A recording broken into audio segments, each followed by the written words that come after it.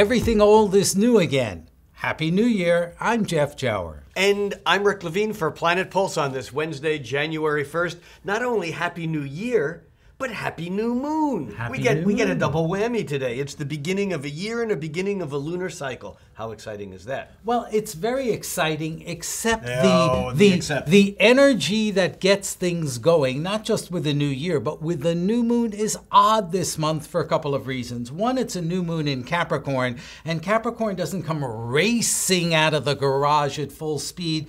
Capricorn has a plan, so it's sort of a slow starting new moon. Yeah. And Pluto and Uranus are part of the story. That's right. Pluto and Uranus are both part of the story. Pluto, I would argue, is more part of the story because this new moon is actually joined up, conjunct Pluto on one side, very close, and Mercury on the other side.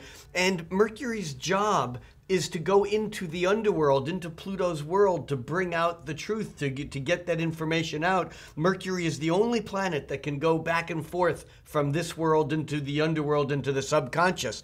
And so what that means is that although we may not be jumping in the car and racing ahead, we got an agenda. It's a deep agenda, and whatever it takes to bring that energy up and to communicate it, we're going to do it, I think. This is a very powerful start of the year. Right, not only because of a new moon, because of the ambition of Capricorn, but Pluto is a very powerful planet. Very.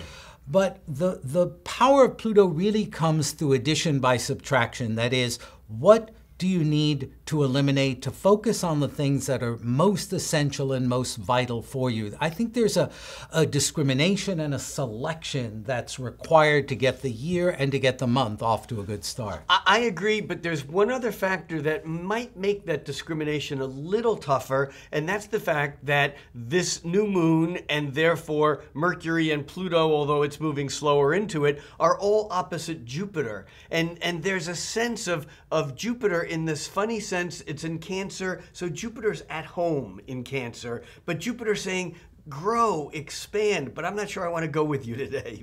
There's this kind of go for it and yet be secure and safe at the same time, and yet I think that we can get very large visions of what the possibilities are. Right, which is great, but there's also the greed factor with expansive Jupiter involved in this. Be careful about trying to wrap your arms around more than you can carry.